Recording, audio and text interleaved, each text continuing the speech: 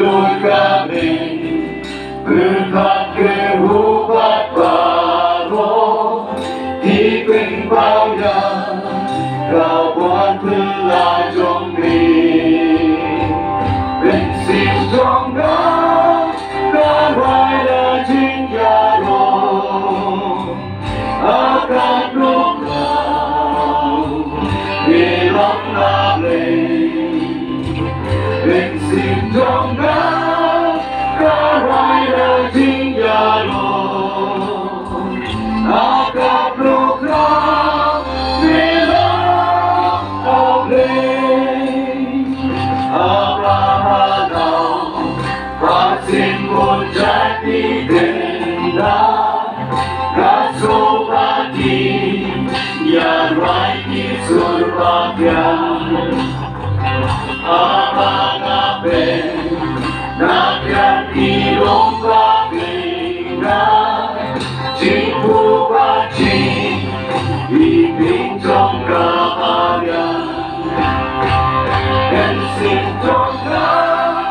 Kabay na jingyaro Agad lukang Ilong amay Ben sintong na Kabay na jingyaro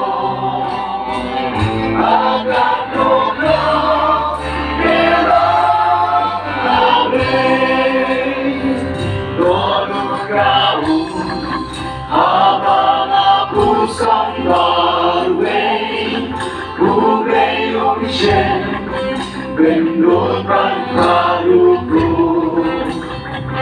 Ang siyahano Pinrajing ang prasyay Panggit naman Siyong nakibok babu Bensing kong na Tawag na jingyano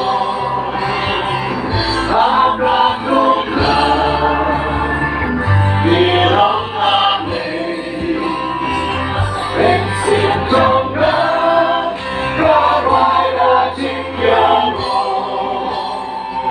Agad lukang Ilang amay Abang-Ubis Unwan magkajing wisa Pantapyangan Siyang ikenay siyangin Gajing penggan Pindaman kay may hanggan Agad lukang